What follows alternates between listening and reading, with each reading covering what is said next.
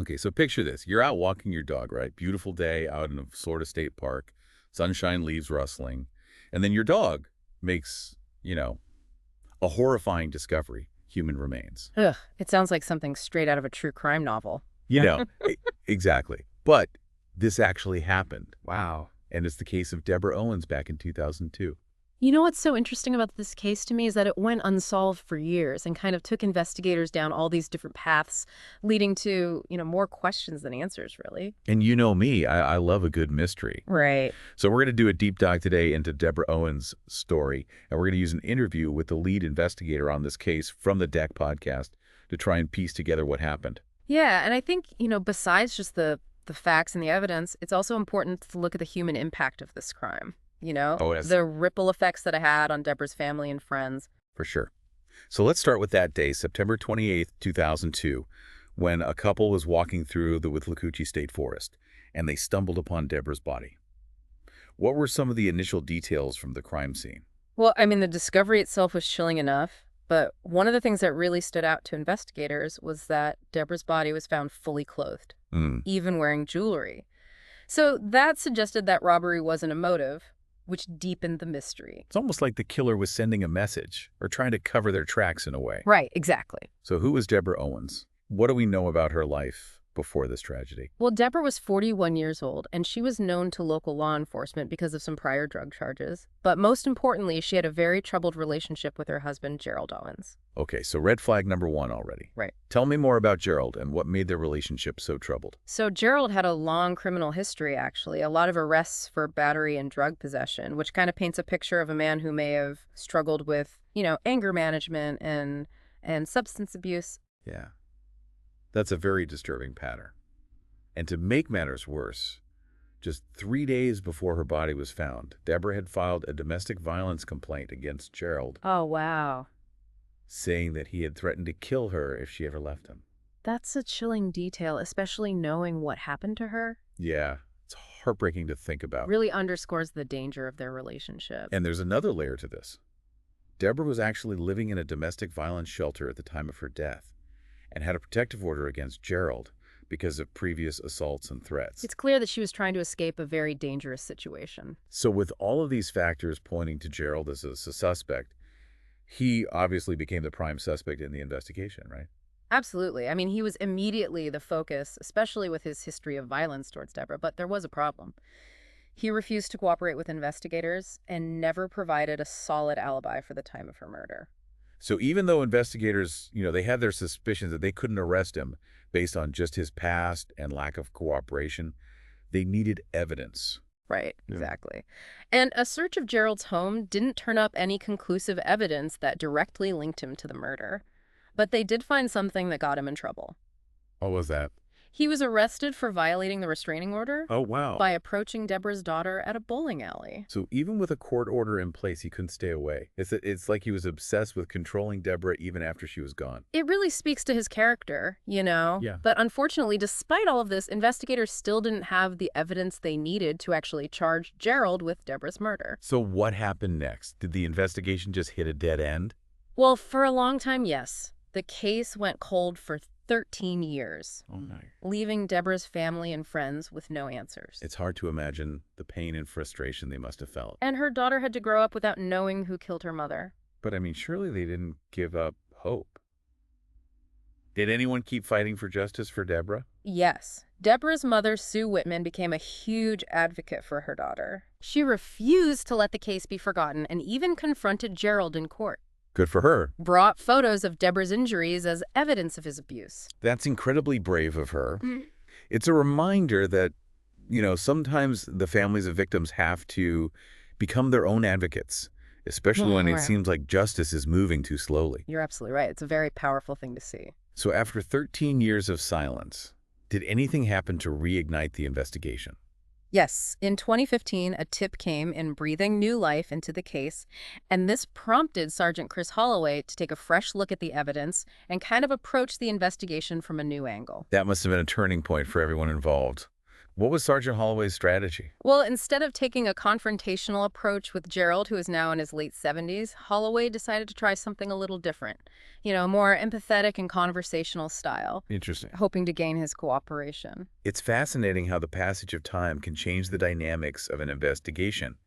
Did this new approach get any results? Well, to some extent, yes. Gerald opened up a little bit more, admitting to the domestic abuse and sharing some details about their lifestyle, which, involved a lot of hard work, and then heavy partying with drugs and alcohol.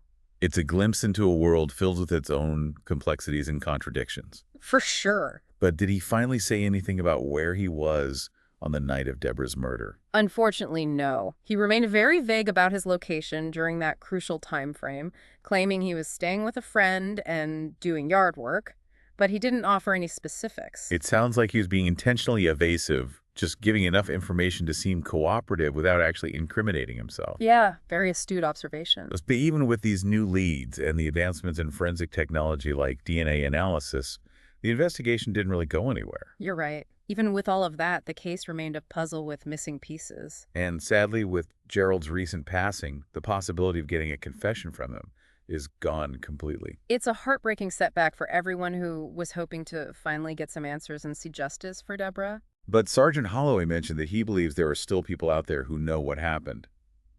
What makes him think that? Well, Holloway believes that fear or loyalty might have prevented people from coming forward while Gerald was still alive. Now that he's gone, those barriers might be lifted, and people might feel safer sharing what they know. That's a glimmer of hope in an otherwise tragic and unresolved story. So even though this chapter of the investigation might be closed, the story isn't over yet. Right. There's still a chance for justice to prevail even after all these years. Absolutely. There's always hope. Yeah, it really is. It makes you think about all those secrets that must be buried in small towns like that. Oh, for sure.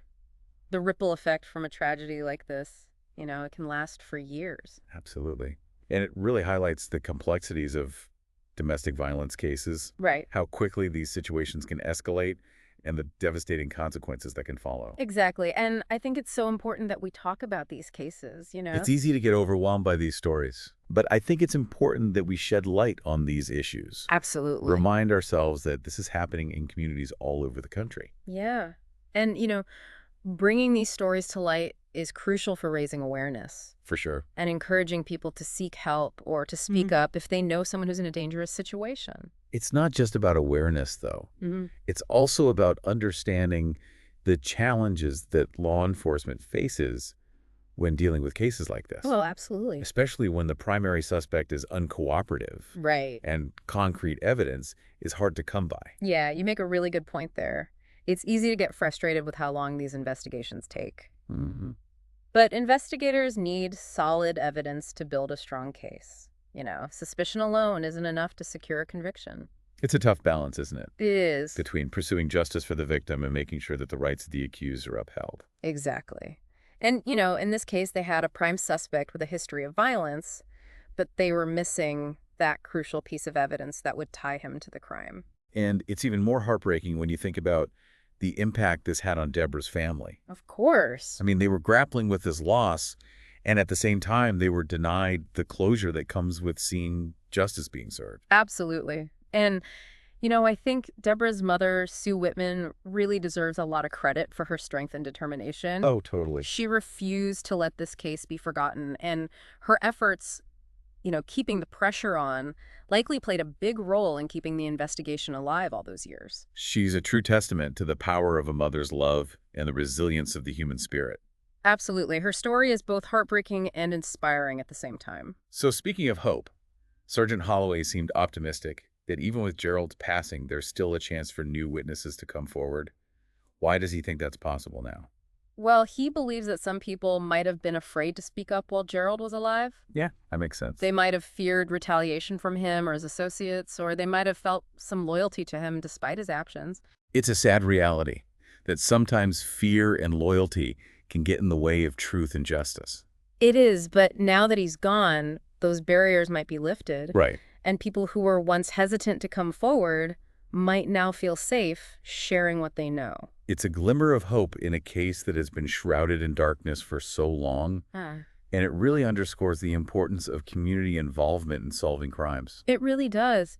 Sometimes the smallest detail, a seemingly insignificant memory, can be the key to breaking a case wide open. It's like a puzzle where everyone in the community holds a different piece. Exactly. And it's only by coming together, sharing information, and piecing those fragments together that we can see the full picture. Yes, and bring justice to those who deserve it. So if anyone out there listening has any information about Deborah Owens' case, no matter how small or insignificant it might seem, please contact the Citrus County Sheriff's Office. Right. You could be the missing link that brings closure to this tragedy and helps a family find peace. And, beyond this specific case, I think Deborah's story serves as a broader reminder of just how pervasive domestic violence is. Oh, it really is a societal issue that demands our attention and action. Absolutely. We need to support victims, hold abusers accountable, and work towards creating a world where tragedies like Deborah's don't happen anymore. I couldn't agree more. It starts with awareness, recognizing the signs, offering support to those who need it, and challenging those cultural norms that allow this violence to continue. It's a collective responsibility. We all have a role to play in creating a safer and more just world. And sometimes, seeking justice means revisiting the past, looking at old evidence again, and pursuing every possible lead, even when it seems like the case has gone cold. Deborah's case is proof that hope never dies, and that even after all this time, the fight for justice continues. It's a powerful reminder that every victim deserves a voice and every unsolved case deserves our attention. And it also highlights the dedication of law enforcement professionals like Sergeant Holloway. They dedicate their lives to seeking truth and justice, even when they're faced with obstacles that seem impossible to overcome. It's a tough job that requires a lot of dedication, compassion, and a relentless pursuit of the truth. For sure. And, in cases like this where so much time has passed and leads have gone cold, it takes an extra level of determination to keep pushing forward, to keep searching for answers, and never give up hope that justice will be served. It's amazing to think that after all these years, there's still a chance that someone might come forward with new information.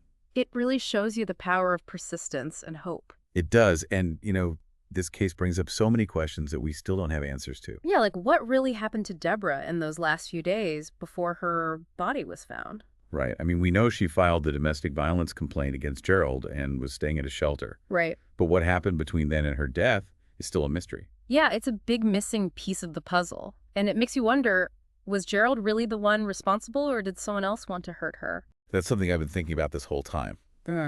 Gerald was definitely the main suspect, but we can't ignore other possibilities. Right. Deborah's life, especially her involvement with drugs, could have put her in contact with some dangerous people. That's true.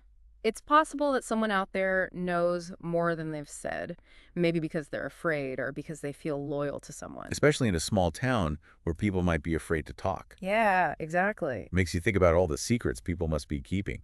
And maybe now that Gerald's gone, some of those secrets will come out. Yeah, maybe some people were too afraid to speak up while he was alive, but now they feel like they can. Right. It reminds us that we all have a responsibility to do what's right.